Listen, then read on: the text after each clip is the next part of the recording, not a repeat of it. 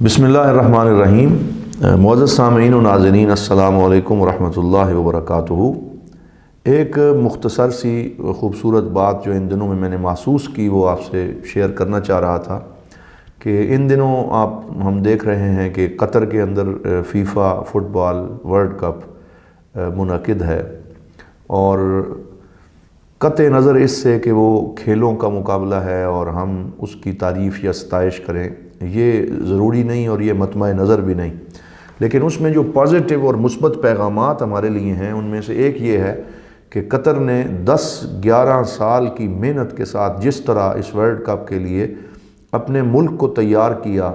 और अपने मुल्क के अंदर सियाहत को फ़रोग़ देने के लिए जितने खूबसूरत पार्क्स बनाए, ग्राउंड बनाए और मुख्तलिफ़ नई बिल्डिंग्स बना के उन्होंने 10-12 सालों में अपने मुल्क का नक्शा बदल के रख दिया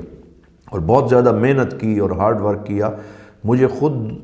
1.5 साल पहले कतर जाने का इत्तेफाक हुआ और मैंने उन दिनों में वर्ल्ड कप के लिए होती उन तैयारियों को देखा तो उन्होंने पायदार तरीके से जो चीज़ें बनाई, अगरचे वो वर्ल्ड कप के लिए लेकिन उसमें उन्होंने अपने मुल्क को प्रोमोट किया और उसके साथ साथ अपनी सकाफ़त, अपना कल्चर, इस्लामी तालीमात, उन सब को का ख़याल रखते हुए उन्होंने इस वर्ल्ड कप की तैयारी की। और अब तकरीबन 100 से ज़्यादा ममालिक के लोग उनको विज़िट कर रहे हैं, जहाज़ आ रहे हैं, जा रहे हैं, विज़िटर्स आ रहे हैं, सयाह आ रहे हैं, मुख्तलिफ़ टीमें आ रही हैं और इस दौरान वो अपना इस्लामी कल्चर बहुत खूबसूरती के साथ पेश कर रहे हैं और पूरी दुनिया हैरान है कि कतर ने एक ऐसा काम करके दिखा दिया कि जो हम ये तवक्को नहीं कर रहे थे कि ग्राउंड के अंदर हर चेयर के ऊपर उन्होंने ऐसे तहाइफ रखे कि जिनमें अरबी कल्चर सामने आता है, उसमें कस्तूरी है, खुशबू है और उसके अंदर अरब के कल्चर के कुछ तहाइफ हैं जो हर आने वाले को दिए जा रहे हैं। और उसके साथ साथ उन्होंने बरमला तौर पे जब फ़ीफ़ा की तरफ से ये मुतालबा किया गया कि वर्ल्ड कप के अंदर जो एक खुली आज़ादी दी जाती है कि शराब पीने की ग्राउंड में आज़ादी हो और उसके साथ साथ जो LGBTQ ये एक हम जिन्स परस्ती की तंजीम है, इनके झंडे कौसे कज़ा के रंग वाले 7 रंग के वो झंडे हैं, उनको जो है वो लहराने की इजाज़त हो, तो कतर ने बिल्कुल बग़ैर किसी खौफ के बड़े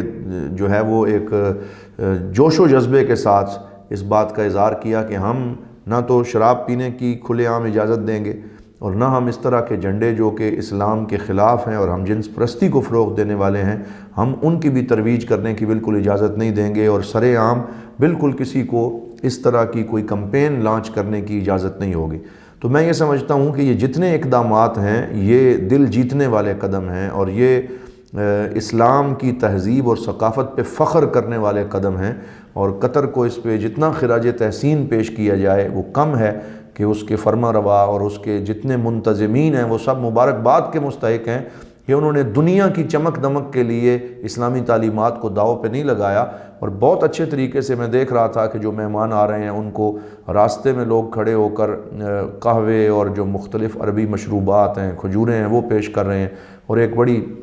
खैर मकदमी की फ़ज़ा है। और जब लोग इस तरीके से आपके करीब आएँ कि आप अपनी बाउंड्रीज़ के अंदर रहें और आप अपने मुसल्लमात को न छोड़ें बल्कि अपने इस्लामी तालीमात पर रहते हुए जब आप किसी को वेलकम करते हैं तो वो आपसे बहुत अच्छा सबक लेके जाता है, उसका दिल ज़िंदा होता है। और मैं समझता हूँ कि बहुत से लोग इस्लाम की मोहब्बत अपने अंदर लेके जाएंगे। उन्होंने मसाजिद को बहुत खूबसूरत तरीके से तैयार किया है और हज़ारों उलमाए किराम उन्होंने जो है ज़हनी तौर पे उनको तैयार किया कि इस मौके पे साथ साथ इस्लाम का जो कल्चर है और जो इस्लाम का पैगाम है उसको आम किया जाए। और फिर आप ये देखें कि वर्ल्ड कप का जो एक आलमी वर्ल्ड कप है जिसके ऊपर पूरी दुनिया की नज़रें लगी रहती हैं, उसका आगाज़ किसी म्यूज़िक से नहीं हुआ, किसी नगमे से नहीं हुआ, किसी गाने से नहीं हुआ, तक एक कतर के कौमी तराने से नहीं हुआ, बल्कि एक माजूर बच्चा जो है उसे सामने लाया जाता है और वो कुरान की ये आयत तिलावत करता है, या अय्युहन्नासु इन्ना खलक़नाकुम मिन ज़करिन व उन्सा वजअलनाकुम शुऊबन व क़बाइला लितआरफ़ू इन्ना अक्रमकुम इंदल्लाहि अत्क़ाकुम। और यहाँ से वो उस वर्ल्ड कप का आगाज़ कर रहे हैं। क्या खूबसूरत पैगाम है, क्या बेहतरीन फ़िक्र है। तो मैं समझता हूँ कि ये काबिल सताइश भी है और काबिल तकलीद भी है। काश पाकिस्तान के हुक्मरान और हमारी आवाम, हमारे अरबाब बस्तो कुशाद और हमारे थिंक टैंक्स और हमारे यहाँ چیزوں کو مینیج کرنے والے اور مختلف جو ہمارے سیاست، ثقافت کی اور کلچر کی